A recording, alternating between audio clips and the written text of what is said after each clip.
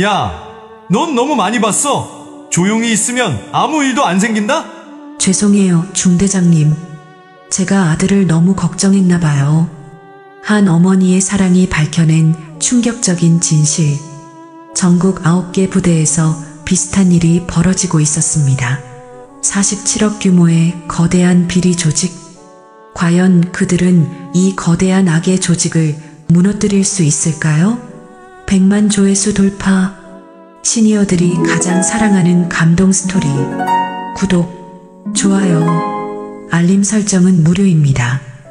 뜨거운 8월의 햇살이 아스팔트를 달구던 오늘은 사단 면회일이었습니다. 이른 아침부터 부대 정문 앞에는 가족들이 하나둘씩 모여들기 시작했죠. 더위에도 불구하고 어머니들은 아들을 보러 온 설렘에 가득 찬 얼굴이었고, 연인들은 오랜만에 만날 기대감으로 들떠 있었습니다. 선풍기 바람이 간간히 불어와도 금세 뜨거운 공기로 바뀌는 그런 무더운 날이었죠. 그런 사람들 사이로 한 여성이 조용히 걸어왔습니다. 오정숙이었죠. 하지만 평소 그녀의 모습과는 전혀 달랐습니다. 깔끔하게 정돈된 정장 대신 낡은 반팔 블라우스와 면바지를 입었고, 단정한 헤어스타일 대신 촌스러운 파마머리에 땀을 닦기 위한 손수건을 목에 둘렀습니다. 손에는 김치통과 반찬통이 든 커다란 보따리를 들고 있었는데, 더위 때문인지 이마에는 땀이 송글송글 맺혀 있었죠. 완전히 시골 아주머니의 모습이었습니다. 어머, 이 더위에 저기 아주머니 혼자 오셨네. 아들이 얼마나 보고 싶으셨을까? 주변 사람들도 부채질을 하며 더위를 식히려 애쓰고 있었습니다. 정숙의 모습을 본 사람들의 시선이 잠깐 머물렀다가 곧 다른 곳으로 향했죠. 그저 평범한 시골 어머니로 보였거든요. 정숙은 그런 시선들을 의식하지 않고 손수건으로 땀을 닦으며 천천히 면회 접수대로 향했습니다. 더워 죽겠네. 면회자 성함과 면회 대상자를 말씀해 주세요. 접수 담당 일병도 선풍기 바람을 받으며 기계적으로 물었습니다. 오정숙이고요. 이건우 이등병 면회 왔어요. 이 더위에 참.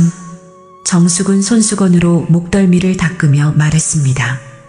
평소 수석 군사비서관으로서 내뿜던 그 날카로운 카리스마는 온데간데 없이 사라져 있었죠. 그저 더위에 지친 평범한 어머니의 모습이었습니다. 일병은 명단을 확인하고 출입증을 건네주었습니다. 면회실 3번으로 가시면 됩니다. 에어컨 있으니 시원할 거예요. 고맙습니다. 이 더위에 고생이 많으세요. 정숙은 정중히 인사하고 시원한 복도로 향했습니다. 복도를 걸어가면서 주변을 세심하게 관찰했죠. 벽에 붙은 공지사항들, 지나다니는 간부들의 표정, 복도 곳곳에 쌓인 박스들까지도 놓치지 않았습니다. 하지만 겉으로는 그저 시원한 곳을 찾아 안도하는 어머니의 모습이었죠. 이것은 단순한 면회가 아니었거든요. 시원한 면회실에서 기다리던 중 건우가 나타났습니다. 아들을 본 순간 정숙의 마음이 쿵 내려앉았습니다. 건우의 얼굴은 말라 있었고 이 더위에도 불구하고 안색이 좋지 않았습니다. 손목에는 작은 상처들이 보였고 땀에 젖은 군복이 그대로 말라붙어 있었죠. 엄마, 갑자기 어떻게... 이 더위에 왜 와요? 건우는 당황스러워하며 어머니의 손수건을 보았습니다. 어머니가 면회를 온다는 연락을 받지 못했거든요. 그냥 보고 싶어서 왔다. 이 더위에도 잘 지내고 있나? 많이 힘들지? 물은 충분히 마시고? 정숙은 자연스럽게 대답했지만 아들의 상태를 보며 가슴이 무너져 내렸습니다. 특히 이런 무더위에 아들이 고생하고 있다는 생각에 마음이 아팠죠. 엄마, 괜찮아요. 그런데 혹시 연락 못 받으셨어요? 제가... 건우가 말을 꺼내려는 순간 면회실 문이 거칠게 열렸습니다. 이등병 이건우. 유태성 중대장이 나타났습니다. 그의 군복도 땀에 젖어 있었지만 얼굴에는 짜증과 분노가 가득했죠. 이 더위에 면회나 하고 있고 창고 물품 정리는 언제 할 거야? 냉동고 점검도 해야 하는데. 정숙은 조용히 고개를 들어 유태성을 바라봤습니다. 이 순간을 위해 준비해 온 것이었죠. 유태성은 에어컨 바람을 쐬며 정숙을 대충 훑어보고 말했습니다. 어머니시군요. 이 더위에 고생하셨네요. 그런데 면회는 좋은데 너무 오래 하지 마세요. 이 녀석 할 일이 많거든요. 특히 이런 더위에는 냉장고나 냉동고 관리가 중요해서요. 네, 중대장님. 죄송합니다. 이 더위에 고생이 많으시겠어요. 정숙은 고개를 숙이며 겸손하게 대답했습니다. 유태성은 우쭐해하며 계속했습니다. 그럼요. 이런 무더위에도 훈련은 계속해야 하고 관리할 것도 많고 어머니들이 다 그러시더라고요. 아들 군대 와서 편하게 살 줄 아시는데 여긴 훈련하는 곳이에요. 이건우 같은 애들은 특히 더 단단히 굴려야 하고요. 우리 아들이 말을 안 듣나요? 정숙은 손수건으로 땀을 닦으며 물었습니다. 말을 안 듣는다기보다는 뭐랄까 너무 모범생이에요. 군대에서는 그런 게 때로는 문제가 되거든요. 시키지도 않은 일에 관심을 갖는다거나 특히 창고 같은 데서는 더욱 그렇죠. 유태성의 말에는 묘한 경고의 의미가 담겨 있었습니다. 건우의 얼굴이 굳었습니다. 유태성이 무엇을 의미하는지 알고 있었기 때문이죠. 그런데 중대장님, 우리 아들이 어떤 일을 하고 있는지 여쭤봐도 될까요? 창고 일이라고 하던데. 이 더위에 냉장고 일이면 감기라도 걸릴까봐 걱정이에요. 정숙은 순진한 어머니처럼 물었습니다. 창고요? 그냥 물품 정리하는 거예요. 별거 아니에요. 다만 좀 위험할 수는 있죠. 무거운 것들도 많고 냉동고 출입하다 보면 온도 차이 때문에 몸살도 날 수 있고. 유태성은 대수롭지 않게 말했습니다. 위험하다니요? 이 더위에 냉동고 들락날락하면 우리 아들이 아프면 어떡해요? 정숙은 걱정스러운 표정을 지었습니다. 아주머니, 군대에서 편하게 할 일이 어디 있어요? 더위든 추위든 견뎌야 하는 게 군인이죠. 그냥 시키는 대로 하면 돼요. 괜한 걱정 말고. 유태성의 말투는 점점 더 거만해졌습니다. 그런데 혹시 야간 근무도 많이 하나요? 애가 요즘 피곤해 보이고 이 더위에 밤에도 일하면. 야간 근무? 필요하면 해야죠. 특히 여름에는 냉장시설 점검을 밤에 해야 하거든요. 군인이 편하게 살겠다고? 이건우, 너 어머니한테 힘들다고 징징댔냐? 건우는 고개를 저었습니다. 아니에요, 중대장님. 거짓말하지 마. 어차피 어머니들은 다 똑같아요. 이 더위에 고생해서 와가지고 아들 예쁘다고 온갖 음식 싸들고 와서 응석만 받아주려고 하고. 유태성은 정숙이 가져온 보따리를 보며 코웃음을 쳤습니다. 정숙은 잠시 침묵했습니다. 그리고 천천히 입을 열었죠. 죄송해요, 중대장님. 제가 아들을 너무 걱정했나 봐요. 이 더위에 괜히 와서 폐만 끼쳤네요. 그럼요. 군대는 남자 만드는 곳이에요. 집에서 에어컨 틀고 응석받던 버릇 다 빼야 하거든요. 그 순간 정숙은 가방에서 낡은 블랙폰을 조용히 꺼냈습니다. 유태성이 건우에게 훈계를 늘어놓는 사이 아무도 모르게 테이블 아래에서 짧은 메시지 하나를 전송했죠. 작전 개시. 메시지를 보낸 후 정숙은 다시 고개를 들었습니다. 표정은 여전히 더위에 지친 평범한 어머니의 것이었지만 손가락은 미세하게 떨리고 있었습니다. 27년 군 생활의 모든 것을 걸고 있었거든요. 중대장님, 우리 아들 잘 부탁드려요. 시골 촌늙은이가 뭘 알겠어요. 그냥 아들이 이 더위에도 건강하게 무사히 제대했으면 하는 마음뿐이에요. 유태성은 만족스러운 표정을 지었습니다. 그럼요, 걱정 마세요. 제가 잘 교육시켜 드릴게요. 더위도 이기는 남자로 만들어 드리고요. 정숙은 손수건으로 땀을 닦으며 고개를 끄덕였습니다. 하지만 그 순간 그녀의 눈빛에는 차가운 무언가가 스쳐 지나갔습니다. 마치 뜨거운 여름 한복판에 찬바람이 부는 것처럼 말이죠.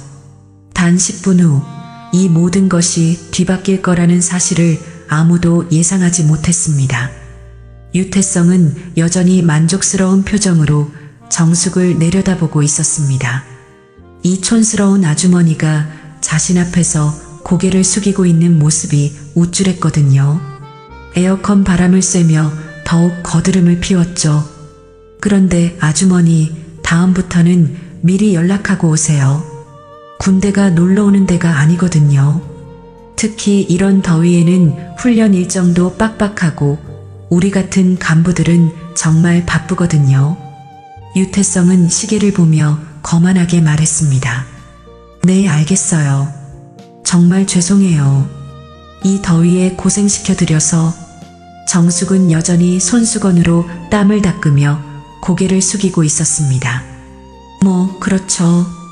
우리가 얼마나 고생하는지 민간인들은 모르니까요. 특히 이런 무더위에 훈련시키고 관리하고. 유태성은 자신의 고생담을 늘어놓기 시작했습니다. 건우는 옆에서 중대장의 말을 들으며 얼굴이 굳어갔습니다. 어머니가 이런 모욕을 당하는 모습을 보기가 힘들었거든요. 하지만 뭔가 이상했습니다. 어머니의 표정이 너무 차분했어요. 그런데 말이에요, 중대장님. 정숙이 갑자기 입을 열었습니다. 우리 아들이 창고에서 일하면서 본 것들이 있다고 하던데요. 본 것들이요? 유태성의 눈빛이 순간 날카로워졌습니다. 네, 뭔가 이상한 박스들이 많이 들어온다고 하더라고요. 그리고 밤에 몰래 옮기는 일도 있고. 정숙은 마치 순진한 어머니가 아들 걱정하듯 말했습니다. 유태성의 얼굴이 굳었습니다. 아줌마, 그런 건 군사기밀이니까 함부로 말하면 안 돼요. 이건우, 너 어머니한테 뭘 말한 거야? 저는 아무것도. 건우가 당황하며 말하려던 순간 정숙의 핸드폰에서 진동이 울렸습니다. 정숙은 핸드폰을 꺼내 메시지를 확인했습니다. 그리고 조용히 미소를 지었죠. 아주 작은 미소였지만 그 미소에는 특별한 의미가 담겨 있었습니다. 아, 벌써 10분이 지났네요. 정숙이 혼잣말처럼 중얼거렸습니다. 뭐가 10분이요? 유태성이 짜증스럽게 물었습니다. 제가 메시지를 보낸 지 10분이요. 정숙의 목소리가 미묘하게 변했습니다. 더 이상 촌스러운 시골 아주머니의 목소리가 아니었어요. 메시지요? 무슨 메시지를 누구한테? 유태성이 묻는 순간이었습니다. 부대 밖에서 자동차 소리가 들려왔죠. 한 대가 아니었습니다. 여러 대의 차량이 동시에 도착하는 소리였어요. 엔진 소리도 일반 승용차와는 달랐습니다. 더 무겁고 더 위압적인 소리였죠. 뭐지? 이 더위에 누가 또 와? 유태성은 창문 쪽을 바라봤습니다. 하지만 면회실에서는 정문이 잘 보이지 않았어요. 정숙은 조용히 일어났습니다. 그리고 창가로 걸어가 밖을 내다봤죠. 뜨거운 아스팔트 위로 검은색 차량 3대가 일렬로 서 있었습니다. 아, 정시에 오셨네요. 누가 온다는 거예요? 이 더위에 훈련 중인데 방해하면. 유태성의 목소리에 약간의 불안감이 섞여 있었습니다. 제 부하들이요. 정숙은 돌아서며 말했습니다. 이번에는 완전히 다른 사람이 된 것 같았어요. 자세도 목소리도 심지어 눈빛까지도 완전히 바뀌어 있었습니다. 부대 밖에서는 차량 문이 닫히는 소리가 연달아 들려왔습니다. 그리고 발걸음 소리, 여러 명이 일정한 보조로 걷는 소리였어요. 완전히 군인들의 걸음걸이였죠. 부하라니요? 아줌마가 무슨 부하가? 유태성이 말하다가 멈췄습니다. 뭔가 심상치 않다는 걸 직감했거든요. 그때 부대 내 방송이 울렸습니다. 전 간부는 즉시 본부 앞으로 집합하시기 바랍니다. 반복합니다. 전 간부는 즉시 본부 앞으로 집합하시기 바랍니다. 유태성의 얼굴이 하얗게 변했습니다. 이게 무슨, 갑자기 집합이라니. 이등병 이건우, 정숙이 아들을 불렀습니다. 이번 목소리는 완전히 달랐어요. 명령하는 목소리였죠. 잠시 복도에서 대기해라. 건우는 어리둥절했지만 어머니의 달라진 모습에 본능적으로 예, 라고 대답하며 자리에서 일어났습니다. 잠깐만요. 뭐가 어떻게 된 거예요? 유태성은 점점 당황했습니다. 이 상황을 이해할 수 없었거든요. 면회실 문이 열렸습니다. 하지만 이번에는 조용히 그러나 단호하게 열렸어요. 그리고 한 명의 여군 대위가 들어왔습니다. 최민아였죠. 그녀의 군복에는 헌병감찰단이라는 완장이 선명하게 보였습니다. 수석님, 최민아는 정숙에게 정중히 경례했습니다. 수석? 유태성은 더욱 혼란스러워했습니다. 미나야, 고생했다. 이 더위에. 정숙은 최민아를 보며 만족스러운 표정을 지었습니다. 대위 유태성. 최민아의 목소리는 차갑고 단호했습니다. 그녀는 유태성을 향해 똑바로 서서 말했어요. 유태성은 얼떨결에 차렷 자세를 취했습니다. 예, 대위님. 당신을 군수품 납품 관련 비리 혐의와 병사 안전 무시 혐의로 긴급 체포합니다. 최민아는 체포영장을 펼쳐 보였습니다. 순간 면회실이 조용해졌습니다. 에어컨 소리만이 웅웅거릴 뿐이었죠. 유태성은 말 그대로 얼어붙었습니다. 입도 벌린 채로요. 뭐라고요? 체포라니. 제가 뭘... 유태성의 목소리가 떨렸습니다. 이때 면회실 밖에서 급한 발걸음 소리가 들려왔습니다. 박상렬 부대장이 헐레벌떡 뛰어오는 소리였어요. 무슨 일입니까? 갑자기 헌병들이 와서. 박상렬이 문을 열고 들어오다가 정숙을 보고 그 자리에서 얼어붙었습니다. 정숙, 아니 오수성님?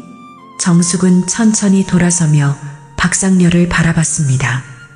부대장님, 이 더위에 뛰어오시느라 고생하셨네요.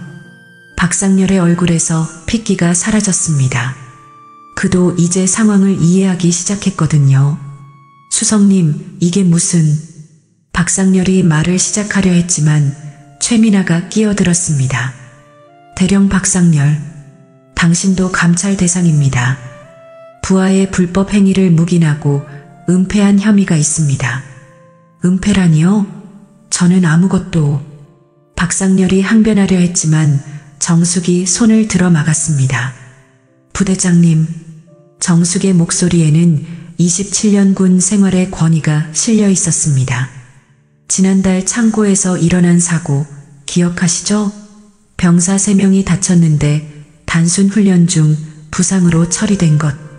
박상렬의 얼굴이 더욱 하얗게 변했습니다. 그건 별일 아니었는데. 별일 아니었다고요? 정숙의 목소리가 차갑게 변했습니다. 유통기한 지난 식품을 나르다가 병사들이 다친 걸 별일 아니라고요? 유태성이 갑자기 소리쳤습니다. 잠깐만요. 당신이 누구길래 이렇게... 설마 정말로... 정숙은 천천히 가방에서 신분증을 꺼냈습니다. 그리고 유태성 앞에 똑바로 보여주었어요. 오정숙, 대통령 수석 군사비서관, 중장. 유태성의 다리에서 힘이 빠졌습니다. 그는 그대로 의자에 주저앉았어요. 수성님이라고요?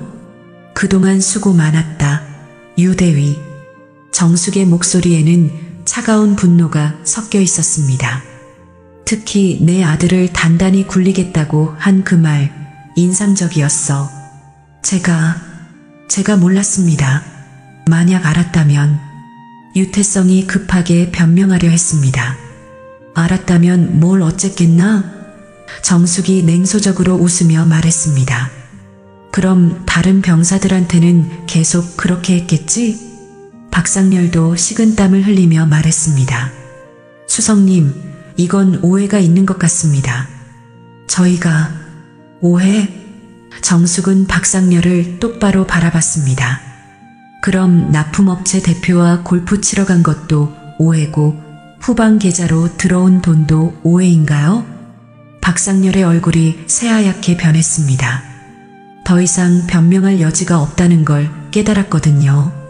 최민아가 수갑을 꺼내며 말했습니다. 두 분 다 동행하셔야겠습니다. 이 더위에 고생스럽겠지만요. 정숙은 창밖을 바라봤습니다. 뜨거운 8월의 햇살이 여전히 내리쬐고 있었지만 이제 모든 것이 달라져 보였습니다. 27년 전 남편이 전사한 그날부터 품어온 신념이 오늘 이 순간에 현실이 되고 있었죠. 이제 진짜 시작이다. 정숙은 두 간부를 바라보며 차갑게 말했습니다. 헌병들이 유태성과 박상렬을 끌고 나간 후 면회실에는 정숙과 건우만 남았습니다. 에어컨이 돌아가고 있었지만 공기는 무겁기만 했죠. 창밖으로는 뜨거운 8월 햇살이 아스팔트를 달구고 있었습니다.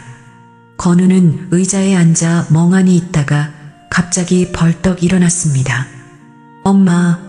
엄마는 괜찮으세요? 갑자기 헌병들이 와서 혹시 엄마도 위험한 거 아니에요? 정숙은 아들의 순진한 걱정을 보며 복잡한 표정을 지었습니다. 건우야, 엄마는 괜찮다. 하지만 중대장님이 체포됐는데 엄마가 여기 있는 걸 보면 혹시 엄마도. 건우는 불안해하며 말을 잇지 못했습니다. 정숙은 깊은 한숨을 쉬었습니다. 이제 말해야 할 때가 온 것 같았어요. 건우야, 엄마가 할 말이 있어. 뭔데요? 사실 엄마가 누군지 너한테 제대로 말한 적이 없었지? 정숙은 조심스럽게 입을 열었습니다. 건우는 고개를 끄덕였습니다. 엄마는 그냥 회사 다니신다고만 하셨잖아요. 그 회사가. 정숙은 잠시 망설이다가 말했습니다. 청와대야. 청와대요? 건우의 눈이 커졌습니다. 엄마가 청와대에서 일하세요? 그냥 일하는 게 아니라. 정숙은 가방에서 신분증을 꺼냈습니다. 오정숙 대통령 수석 군사비서관. 건우는 그 신분증을 보고 완전히 얼어붙었습니다. 뭐라고요? 수석 군사비서관이요? 그리고 계급은? 정숙이 덧붙였습니다. 중장이야. 중장이라고요. 건우는 거의 소리를 지를 뻔했습니다. 엄마가 중장이라고요. 정숙은 고개를 끄덕였습니다. 27년 동안 군인으로 살아왔어. 너한테는 말 못했지만. 건우는 의자에 주저앉았습니다. 그럼 아까 헌병들이 온 것도 내가 부른 거야. 정숙은 담담하게 대답했습니다. 엄마가요? 왜요? 건우는 이해할 수 없다는 표정이었습니다. 정숙은 잠시 침묵했다가 입을 열었습니다. 건우야, 너 창고에서 일하면서 뭔가 이상한 걸 느끼지 않았어? 건우의 얼굴이 굳었습니다. 그걸 어떻게 아세요? 내가 보낸 편지들 때문이야. 정숙은 가방에서 몇 장의 편지를 꺼냈습니다. 직접적으로 쓰지는 않았지만 엄마는 느낄 수 있었어.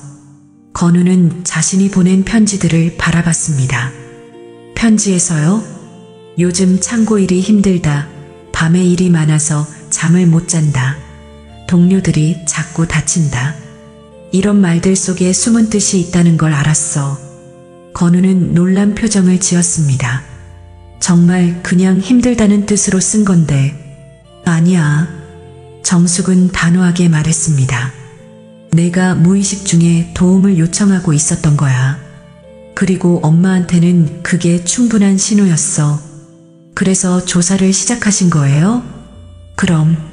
그리고 조사해보니 정숙은 또 다른 종이를 꺼냈습니다.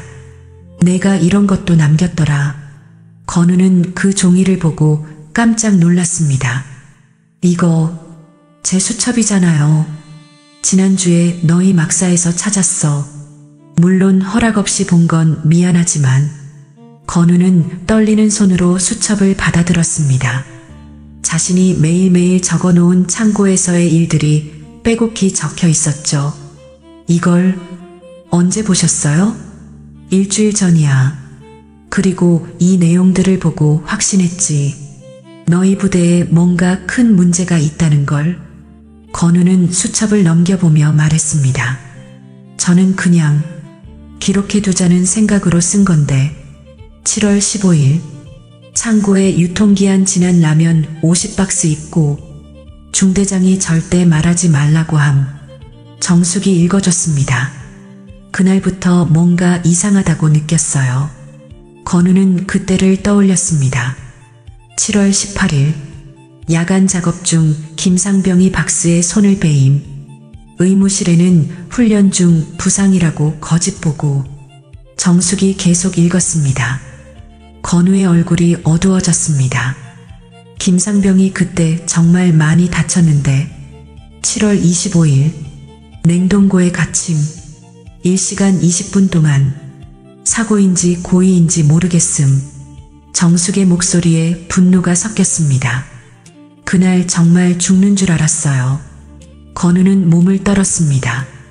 너무 추워서. 정숙은 다음 페이지를 넘겼습니다. 그리고 여기.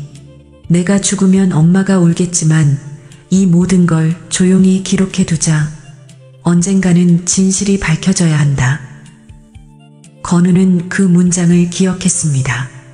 냉동고에서 나온 후 밤새 고민하다가 쓴 글이었어요. 그때 정말 무서웠어요. 혹시 제가 너무 많은 걸 봐서 고의로 갇힌 건 아닐까 하는 생각이 들어서. 그래서 더 자세히 기록하기 시작했구나. 정숙이 말했습니다. 네. 8월 1일부터는 유태성 중대장님이 전화 통화하는 내용까지 적었어요. 정숙은 그 부분을 찾아 읽었습니다.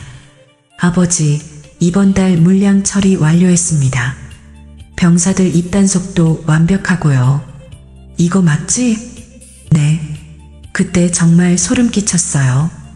이게 단순한 사고가 아니라 조직적으로 하는 일이구나 싶어서. 8월 5일 납품업체 트럭 도착. 운전사가 유태성에게 봉투 전달. 정숙이 계속 읽었습니다.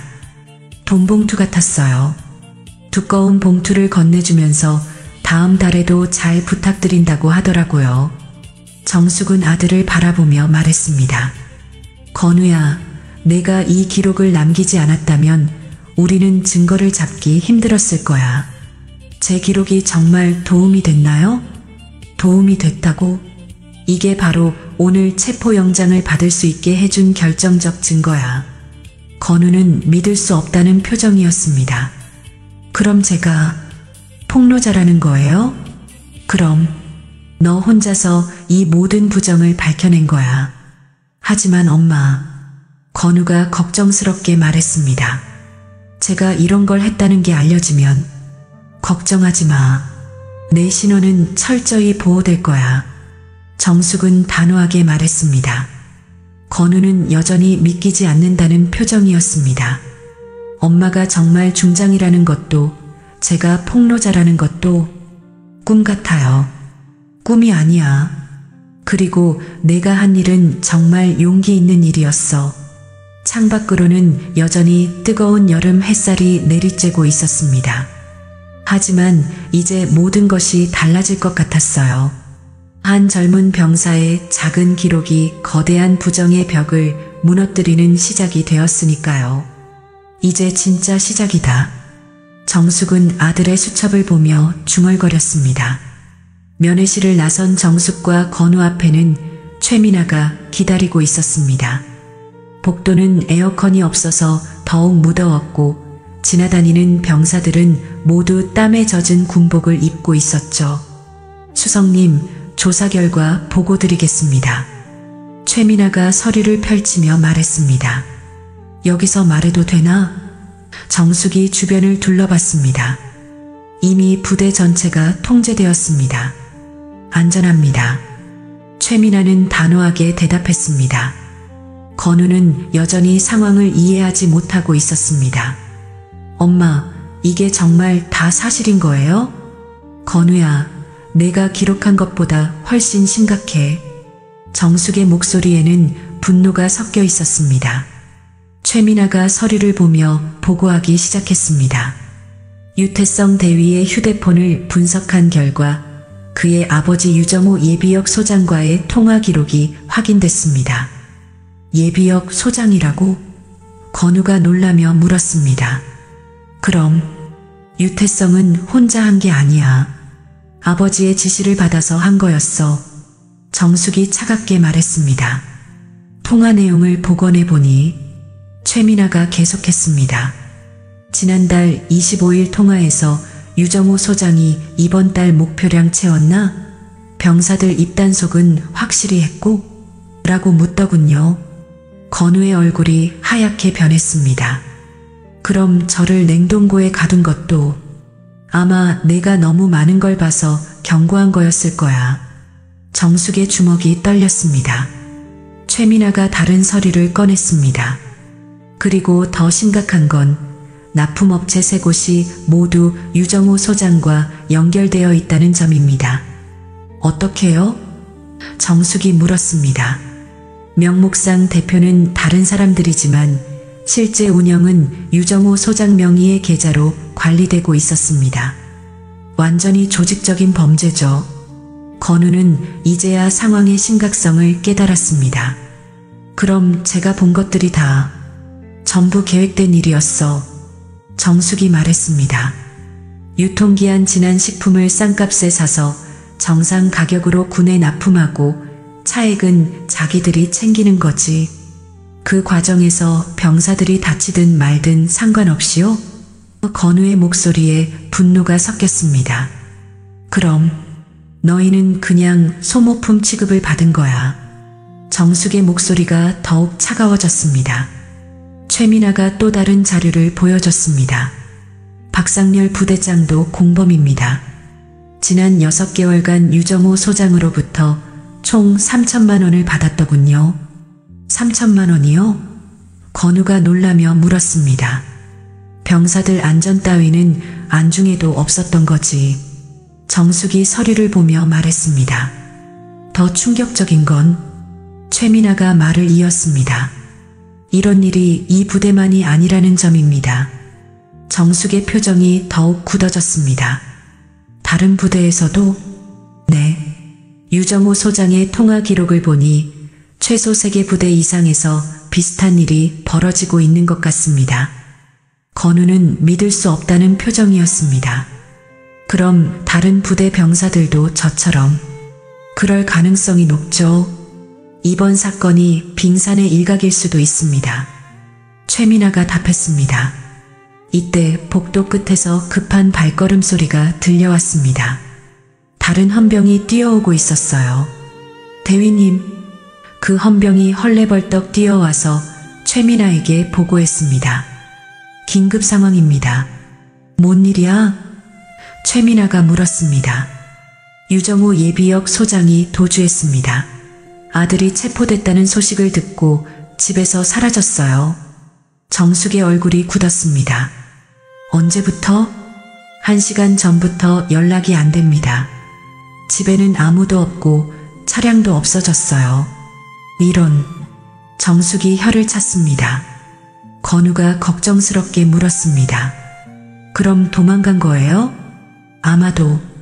하지만 멀리 가지는 못했을 거야. 정숙이 단호하게 말했습니다. 최민아가 급하게 지시했습니다. 전국 수배령 내리고 공항과 항만 모두 통제해. 이미 조치했습니다. 그런데 헌병이 망설이며 말했습니다. 뭐가 또 있어? 정숙이 물었습니다.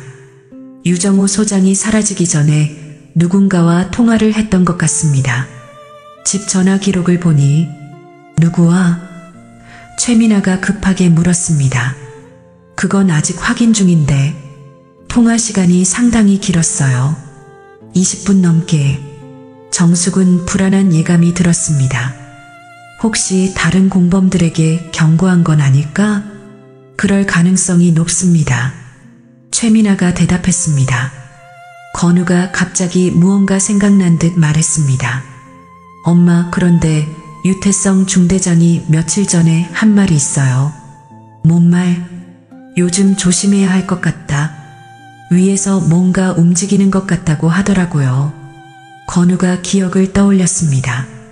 정숙과 최민아가 동시에 건우를 바라봤습니다. 언제 한 말이야? 정숙이 물었습니다. 3일 전쯤이요. 그때 유태성 중대장이 전화 통화를 하면서 아버지, 요즘 뭔가 이상해요. 혹시 위에서 감시하는 건 아닐까요? 라고 하더라고요. 최민아가 급하게 말했습니다. 그럼 이미 눈치채고 있었다는 거군요. 그래서 미리 대비책을 마련해뒀을 수도 있어. 정숙의 목소리에 걱정이 섞였습니다. 또 다른 헌병이 뛰어왔습니다. 대위님, 추가 보고 드립니다. 뭐야? 최민아가 물었습니다. 유정호 소장의 계좌에서 오늘 아침 대량 출금이 있었습니다. 총 5억 원. 5억? 건우가 놀라서 소리쳤습니다. 완전히 계획적으로 도주한 거네. 정숙이 분노에 찬 목소리로 말했습니다. 그리고 더 문제는 헌병이 계속 보고했습니다. 다른 부대 관련자들도 연락이 안 된다는 보고가 들어오고 있습니다. 최민아의 얼굴이 굳었습니다. 조직 전체가 도주 모드에 들어간 건가? 벌집을 건드린 격이군. 정숙이 중얼거렸습니다. 건우가 불안하게 물었습니다. 엄마, 그럼 이 사람들이 다 도망가면 어떻게 돼요?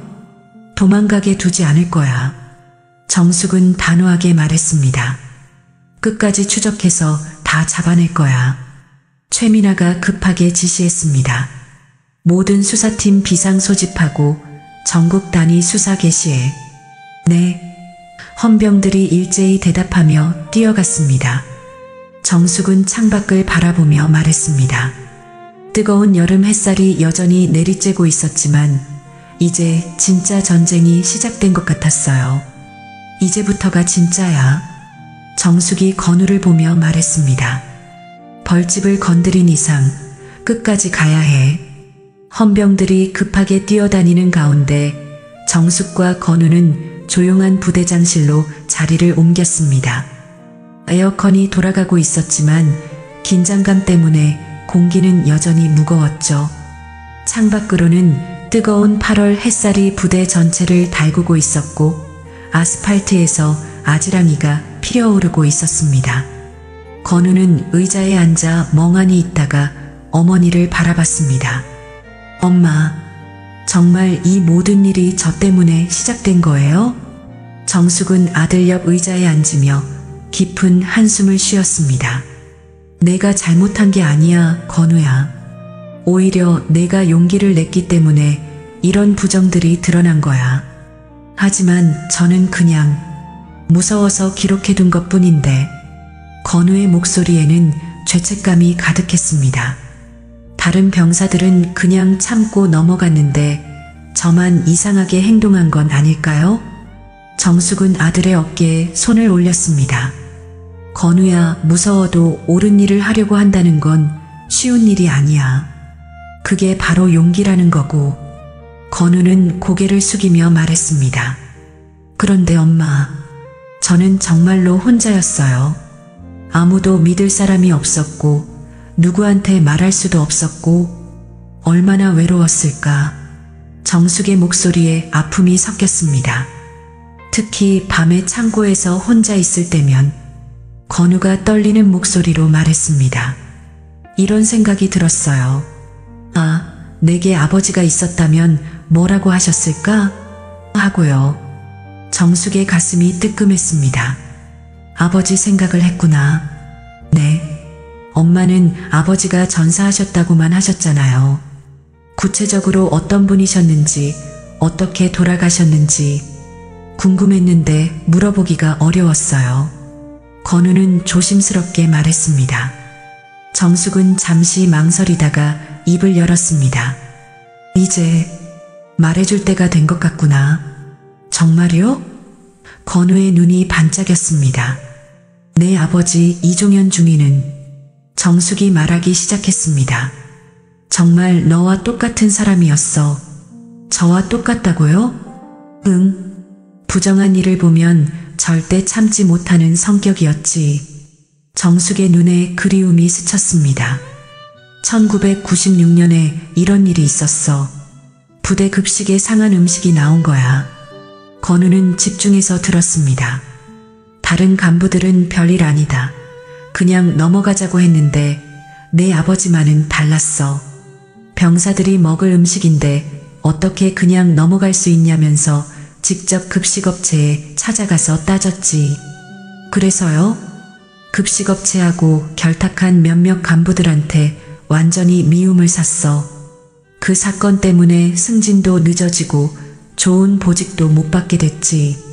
정숙의 목소리에 안타까움이 섞였습니다. 건우는 놀라며 말했습니다. 그럼 저랑 완전히 똑같네요. 저도 창고 일 때문에 유태성 중대장한테 미움받았잖아요. 그럼 아버지를 쏙 빼닮은 거야. 정숙은 쓸쓸한 미소를 지었습니다. 그런데 아버지는 어떻게 돌아가신 거예요? 건우가 조심스럽게 물었습니다. 정숙의 표정이 어두워졌습니다. 1997년 10월 17일 DMZ 인근에서 북한군과의 교전이 벌어졌어. 그때 전사하신 거군요. 내 아버지는 그때 소대장이었는데. 정숙의 목소리가 떨렸습니다. 적의 기습 공격을 받았을 때 제일 먼저 부하들을 후퇴시켰어. 건우는 숨을 죽이고 들었습니다. 자기는 제일 나중에 후퇴하겠다고 하면서 혼자 남아서 엄호 사격을 했지. 부하들이 안전하게 후퇴할 때까지. 정숙은 잠시 말을 멈췄습니다. 그리고요? 총상을 여러 발 입고도 끝까지 사격을 멈추지 않았어. 마지막 총알에 맞아 쓰러질 때까지. 정숙의 눈에서 눈물이 흘렀습니다. 건우도 눈물을 흘리며 물었습니다. 그때 엄마는 임신 6개월이었어. 너를 베고 있었지. 정숙이 배를 쓰다듬는 신용을 했습니다. 매일 밤 태동을 느끼면서 아빠가 곧 돌아오실 거야 라고 말해줬는데 아버지는 저를 한 번도. 건우의 목소리가 떨렸습니다. 한 번도 안아보지 못했어. 내가 태어나기 3개월 전에 전사하셨거든. 정숙이 고개를 떨구었습니다. 건우는 주먹을 꽉 쥐며 말했습니다. 그럼 저는 정말로 아버지 없이 큰 거네요. 태어날 때부터 지금까지. 그래도 내 아버지는 너를 얼마나 기다렸는지 몰라. 정숙이 가방에서 낡은 편지 한 장을 꺼냈습니다. 이거 내 아버지가 전사하기 이틀 전에 쓴 편지야. 건우는 손을 떨며 편지를 받았습니다. 누렇게 바랜 종이에 정성스럽게 쓰인 글씨가 보였어요. 읽어봐. 정숙이 말했습니다. 건우는 편지를 펼치고 떨리는 목소리로 읽기 시작했습니다. 정숙아, 오늘 꿈에서 우리 아이를 봤어. 나를 꼭 닮은 아들이더라. 정숙은 그 편지를 외울 정도로 많이 읽어서 건우와 함께 중얼거렸습니다. 우리 아이가 태어나면 정직하고 용기 있는 사람으로 키워다오.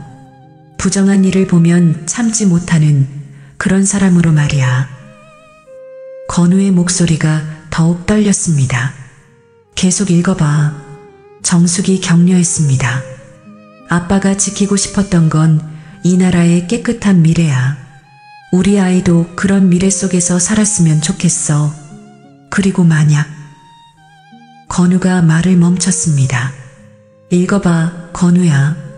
만약 내가 돌아오지 못한다면 우리 아이에게 말해줘. 아빠는 옳은 일을 하다가 간 거라고. 그리고 내가 그런 일을 할 때는 아빠가 항상 함께 있을 거라고. 건우는 더 이상 읽을 수 없었습니다. 정숙도 눈물을 흘리며 말했습니다. 마지막 문장도 있어. 건우는 울먹이며 계속 읽었습니다. 우리 아들아, 아빠를 닮아서 정의로운 사람이 되어다오. 그것이 아빠의 마지막 소원이야. 두 사람은 한동안 말없이 울었습니다. 창밖으로는 여전히 뜨거운 여름 햇살이 내리쬐고 있었지만 부대장실 안은 깊은 슬픔으로 가득했어요. 엄마, 건우가 편지를 가슴에 안으며 말했습니다.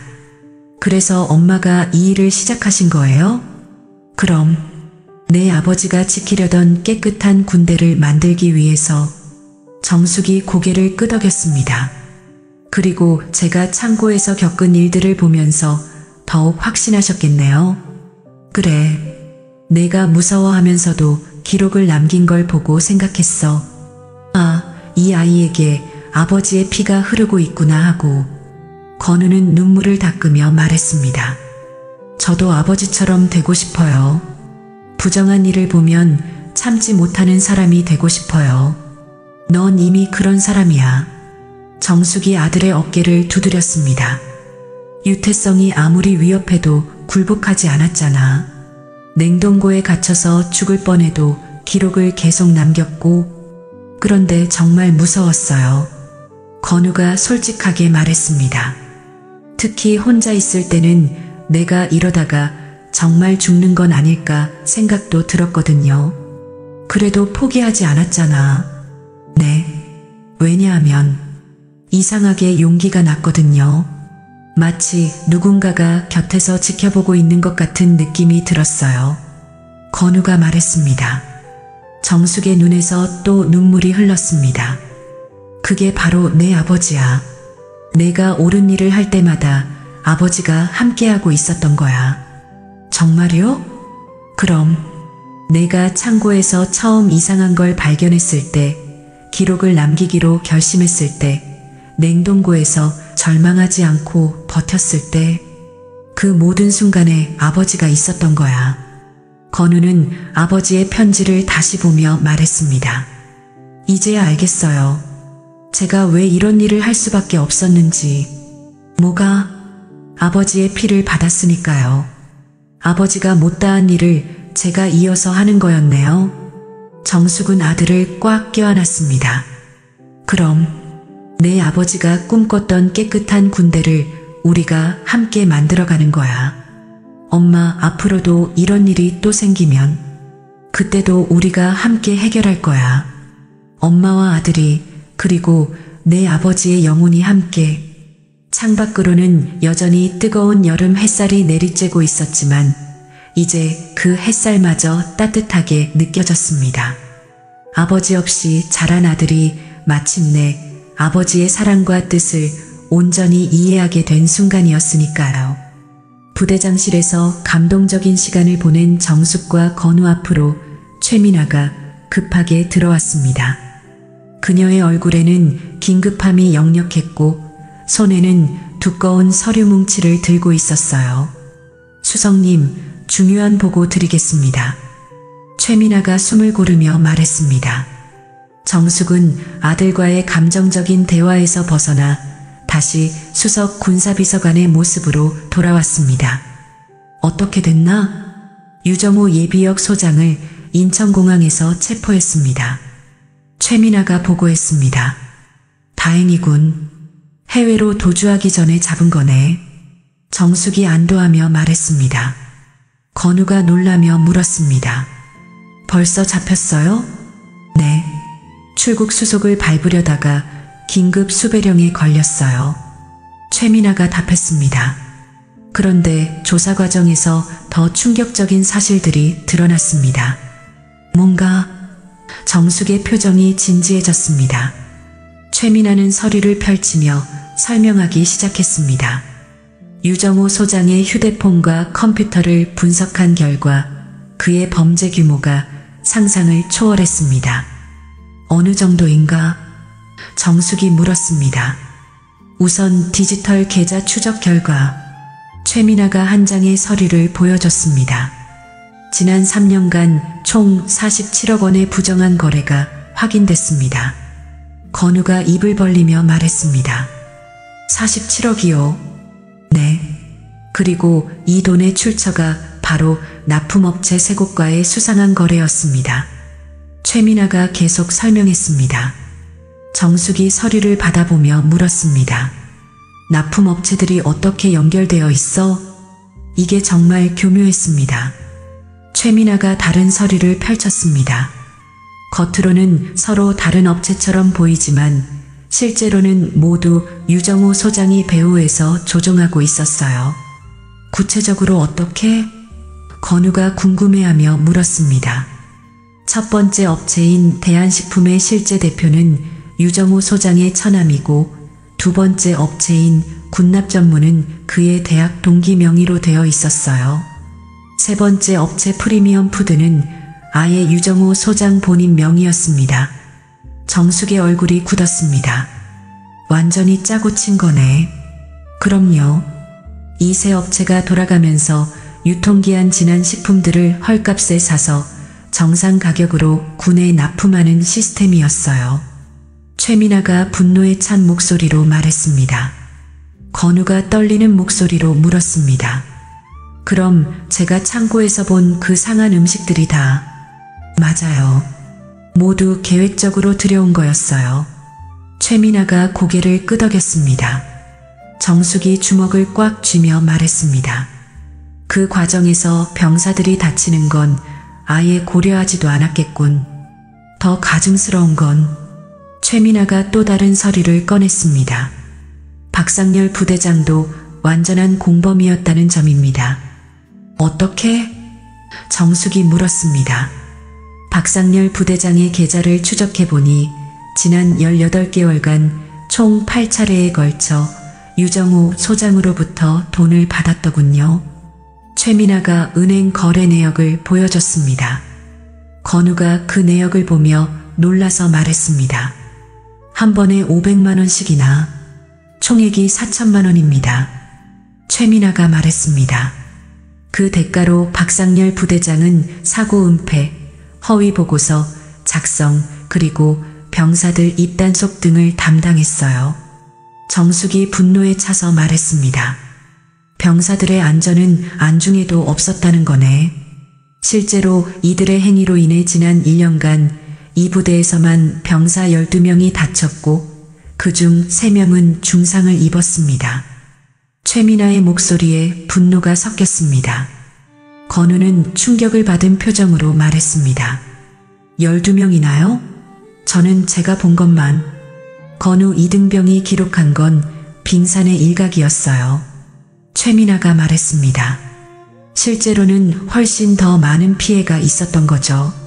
정숙이 서류들을 정리하며 물었습니다. 다른 부대들은 어떻게 됐나? 그것도 충격적입니다. 최민아가 새로운 서류를 펼쳤습니다. 유정우 소장의 통화 기록과 계좌 추적 결과 전국 9개 부대에서 비슷한 일이 벌어지고 있었던 것으로 확인됐습니다. 9개 부대라고? 건우가 놀라며 물었습니다. 네. 각 부대마다 유정우 소장과 연결된 간부들이 있었고 모두 비슷한 방식으로 군수품 비리를 저지르고 있었어요. 정숙의 얼굴이 더욱 굳어졌습니다. 전국적인 조직이었다는 거군. 맞습니다. 그리고 오늘 오후부터 전국 일제 수사가 시작됐습니다. 최민아가 보고했습니다. 현재까지 간부 23명, 업체 관계자 15명이 체포됐어요. 건우는 믿을 수 없다는 표정이었습니다. 제 작은 기록 하나가 이렇게 큰 일로. 내 기록이 없었다면 이 모든 걸 밝혀낼 수 없었을 거야. 정숙이 아들의 어깨를 두드리며 말했습니다. 최민아가 마지막 서류를 보여주며 말했습니다. 그리고 가장 중요한 건 유정우 소장이 자백했다는 점입니다. 자백했다고? 정숙이 놀라며 물었습니다. 네. 증거가 너무 확실해서 부인할 수 없었나 봅니다. 모든 범죄 사실을 인정하고 다른 공범들의 명단까지 다 불었어요. 건우가 안도의 표정을 지으며 말했습니다. 그럼 이제 정말로 끝난 건가요? 거의 끝났다고 봐야죠. 최민아가 미소를 지었습니다. 앞으로 재판 과정이 남아있지만 이들이 받을 처벌은 뻔해요. 정숙이 창밖을 바라보며 말했습니다. 드디어 이들의 종말이 온 거군. 수성님과 건우, 이등병 덕분입니다. 최민아가 두 사람을 바라보며 말했습니다. 특히 건우, 이등병의 용기가 없었다면. 건우는 부끄러워하며 고개를 저었습니다. 저는 그냥 무서워서 기록해둔 것뿐인데요. 그 무서워서 한 기록이 수십 명의 병사들을 구한 거야. 정숙이 자랑스럽게 말했습니다. 최민아가 덧붙였습니다. 이번 사건을 계기로 정군의 군수품 납품 시스템이 완전히 개선될 예정입니다. 앞으로는 이런 일이 다시는 일어나지 않을 거예요. 건우는 아버지의 편지를 가슴에 품고 있던 것을 떠올리며 말했습니다. 아버지가 꿈꿨던 깨끗한 군대가 만들어지는 거네요. 그럼 내 아버지도 하늘에서 얼마나 기뻐하실지 몰라. 정숙의 눈에 눈물이 고였습니다. 창밖으로는 여전히 뜨거운 여름 햇살이 내리쬐고 있었지만 이제 그 햇살이 희망적으로 느껴졌습니다. 거대한 부정의 조직이 완전히 무너지고 정의가 승리한 순간이었으니까요. 사건이 마무리된 지 일주일 후 언론들은 이 사건을 대대적으로 보도하기 시작했습니다. 뜨거운 8월의 마지막 주 전국의 뉴스에서는 연일 군수비리 척결 소식이 메인으로 다뤄졌죠. 면회 하나로 시작된 정예 감찰작전, 군수비리 조직 뿌리째 뽑혀 전국 9개 부대 47억 규모 비리 일망타진, 한 병사의 용기가 바꾼 군 기강. 청와대 집무실에서 정숙은 이런 기사들을 보며 복잡한 심경이었습니다. 에어컨이 시원하게 돌아가고 있었지만 마음 한구석은 여전히 무거웠어요. 최민아가 보고서를 들고 들어왔습니다. 수성님, 최종 수사 결과 보고 드리겠습니다. 말해보게. 정숙이 의자에서 일어나며 말했습니다. 유정호 소장 징역 15년, 박상렬 전 부대장 징역 7년이 확정됐습니다. 그리고 유태성은 징역 5년의 군에서 영구 제명 처분을 받았어요. 다른 공범들은 전국 38명 모두 실형이 확정됐고 관련 업체들은 모두 군 납품 영구 배제 처분을 받았습니다. 최민아의 목소리에는 만족감이 섞여 있었습니다. 정숙은 창밖을 바라보며 물었습니다. 미나야, 왜 내가 직접 나섰는지 궁금하지? 솔직히 궁금했습니다. 최민아가 조심스럽게 말했습니다. 수성님 같은 분이 왜 직접 위장 면회까지 하면서. 정숙은 잠시 침묵하다가 입을 열었습니다. 나는 그냥 엄마였어, 미나야. 엄마요? 내 아들이 그 더러운 부대에서 고생하고 있는데 엄마로서 가만히 있을 수 없었던 거야. 정숙의 목소리에는 진실함이 담겨 있었습니다. 최민아의 눈에 감동이 스쳤습니다. 하지만 그 과정에서 이렇게 큰 부정을 척결하게 되셨잖아요. 그건 결과일 뿐이야. 처음 시작은 그냥 내 아들을 지키고 싶었던 엄마의 마음이었어. 저도. 최민아가 조심스럽게 말했습니다. 그런 엄마 같은 군인이 되고 싶었어요. 정숙은 최민아를 바라보며 미소를 지었습니다. 넌 이미 충분히 그런 군인이야. 그때 문이 열리며 건우가 들어왔습니다. 일주일 만에 만난 아들의 얼굴에는 생기가 돌아와 있었어요. 엄마. 건우가 반갑게 인사했습니다. 건우야, 부대 생활은 어때? 정숙이 아들을 반기며 물었습니다. 완전히 달라졌어요. 건우의 목소리에는 희망이 가득했습니다. 새로운 중대장님도 좋으시고 창고 관리도 투명하게 바뀌었어요. 다행이네. 정숙이 안도의 한숨을 쉬었습니다. 건우가 갑자기 진지한 표정을 지으며 말했습니다. 엄마, 그런데 부대에서 제 얘기가 소문이 났어요. 뭔 소문? 정숙이 걱정스럽게 물었습니다. 다들 제가 대단한 집안 출신이라고 하더라고요. 야, 너 어머니가 수석 군사비서관이래? 이런 식으로요. 최민아가 웃으며 말했습니다. 그럼 이제 편하게 군 생활할 수 있겠네요. 하지만 건우는 고개를 저었습니다. 아니에요. 저는 그냥 이등병 이건우로 살고 싶어요. 왜? 정숙이 의외라는 표정으로 물었습니다. 엄마 덕분에 편하게 사는 게 아니라 제 실력으로 인정받고 싶거든요. 아버지처럼요. 정숙의 눈에 눈물이 고였습니다. 정말 내 아버지를 닮았구나. 그리고 엄마, 건우가 아버지의 편지를 꺼내며 말했습니다. 이제 알 것 같아요. 아버지가 왜 그런 선택을 하셨는지. 뭐가? 아버지도 그냥 한 명의 군인으로서 옳은 일을 하고 싶으셨던 거죠. 엄마도 그냥 한 명의 엄마로서 아들을 지키고 싶으셨던 거고요. 최민아가 감동받은 표정으로 말했습니다. 정말 멋진 가족이에요. 건우가 창밖을 바라보며 말했습니다. 선임들이 그러더라고요. 야, 건우야.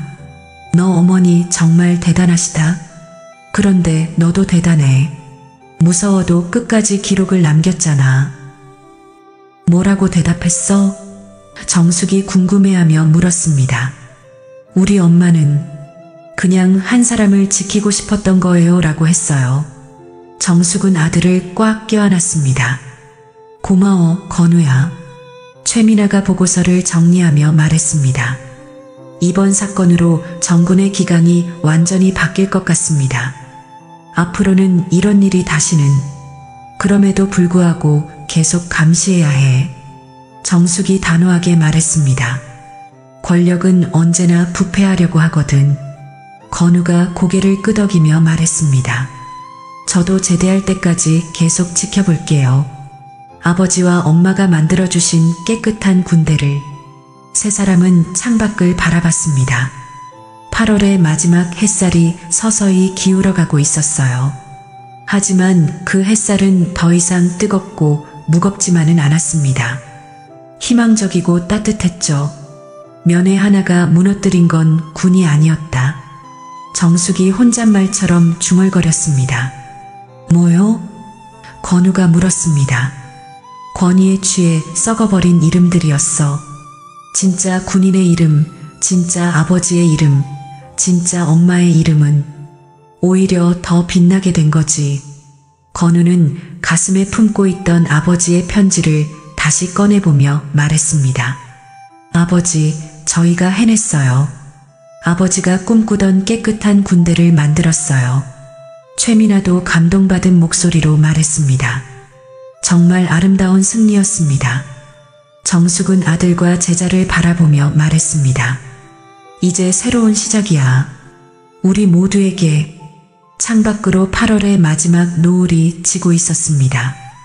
뜨거웠던 여름이 끝나가고 있었지만 이들의 마음속에는 새로운 계절을 향한 희망이 가득했어요. 한 어머니의 사랑이 만들어낸 기적의 이야기였으니까요.